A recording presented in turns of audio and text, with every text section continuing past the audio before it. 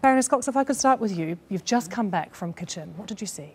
We saw there the Burmese army attacking local civilians. There are 156 battalions of Burmese army in that one state alone, in Kachin state, and they're attacking civilians, they're bombing civilians, and they're committing atrocities, and 75,000 Kachin people have had to flee their homes to live as internally displaced people. We have some pictures, actually, of your visit. Just tell us a little bit more about the state that people are living in.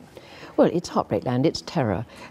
Anyone who's displaced obviously has all the agony of being displaced from home and family. The camps, they do the best they can, but they're overcrowded, there are not enough facilities, and they are terrified to return home because of the constant perpetration of atrocities on their people by Burmese army soldiers. Burmese army soldiers, you mentioned, is this things like rape as a weapon? Yes, rape. I mean, we had just one story in one village of a girl was abducted.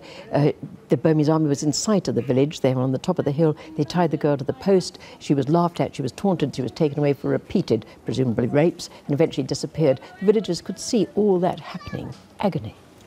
Nurul, thank you for being with us. Your people are considered by some to be the most persecuted on the planet. What is daily life like now in Arakan? Yeah, actually, this is after the deadly violence in the last June and October.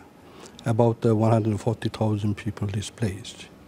And they have virtually introduced the new apartheid policy regarding our people, because the Rohingyas displacement camps were kept away from the cities, away from the Rakhine people, and imposing many restrictions for their movement.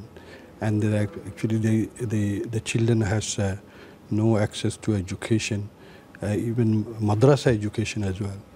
And people's are, the humanitarian aids were blocked by the state, the governments and the security forces, and to reach the Rohingya villages and the displacement camps and areas. So there's people who are now dying of starvations and the diseases and the hunger. And on the other hand, and the Nasaka border security forces, their harassment is a daily phenomenon all over Arakan. Even yesterday, there are the Rakhine Buddhists. They have staged demonstration in Sitwe, Chokyu, and other cities demanding the expulsion of the Rohingya people. And there was an arson attack in Mongdo area, and the burning 6 villages by the Rakhine Buddhists. And in fact, we don't have any security of life in Arakan. I want to talk about the sanctions with both of you in a moment, but firstly, just referring to Jonah Fisher, who is just talking to us from Rangoon, this historic moment, the National League for Democracy holding their conference. How do you feel about Aung San Suu Kyi, who has come out and said specifically, look, I'm not going to take sides? Actually, we had a high expectation on her. Our people supported her as well. But she was surprisingly silent to the deadly violence, what happened in Arakan. And then she used to say that she wants to remain as neutral. How, in a situation of injustice, how can one remain neutral? This is as if she's siding with the oppressors. Baroness Cox, you're nodding. Is this felt in Kachin as well? Yes, it's felt, I think, by a lot of the ethnic national leaders. And there's a lot of concern that as the president tours Europe, his lovely sort of propaganda that everything is fine is going to increase investment and maybe raise the issue of the lifting of sanctions. Now, everyone is very worried about that. One of the leaders of the ethnic nationals said when the lights went on in Rangoon, all the world went to Rangoon, nobody stops to see us in the darkness. The voices of those in the darkness must be heard. So they genuinely think this issue is going to be buried because what the international community only wants to see the good things that happen. They want to see the good things, and they want trade, and they want to expand trade, but of course that trade often exploits the resources of the ethnic nationals. The deals are made between the Burmese government, the ethnic nationals, the Shan, the Kachin, the other ethnic national groups. They control 40% of the land where the resources are. That's where they live, but they're being driven off their land with no compensation.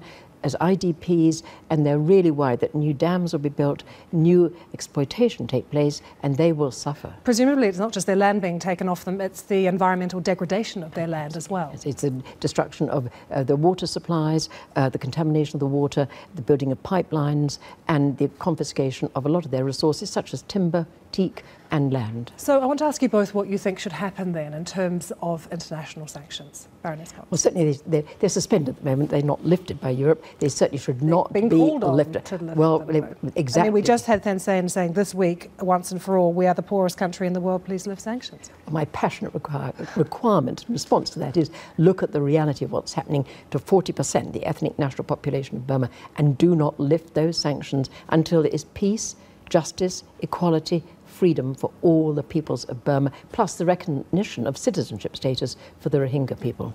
Do you agree? I mean, what is your fear about the lifting of sanctions? Actually, as I said, we don't have any domestic protection, national protection. In the absence of national protection, this is responsibility lies with the international community to protect our people, and the people, the Kachin people as well. And then this is by this time, actually, the most important is you should not lift the. It's a very premature to lift the sanction and to suspend the sanction. We should have a leverage in hand, actually. And after the lifting of sanction by the European countries, and this and practically we see the persecution increase against our people. What more should Bangladesh be doing? The Bangladesh also, this is also, we are not, when this violence started, our people tried to take shelter in Bangladesh, but Bangladesh returned all those people. Be in this position, actually, what happened, they have nowhere to go. And then people become more desperate to take dangerous voyages across the seas to the Southeast Asian countries, and practically many people drowned. It's about 1,000 people, even conveniently we can say. They are drowned in the seas or disappeared. And many people, they end up in jails and concentration camps in countries in the region. And in Thailand, we have about 1,800 people. And in Sri Lanka, even in February, 3rd February, about some people were rescued, whereas 89 people were dropped from their dead body, dropped from the sea. Our correspondent in Bangkok just told us actually overnight that 3 boatloads a day are leaving from Rakhine, and many position international community should do. This is the only hope for us.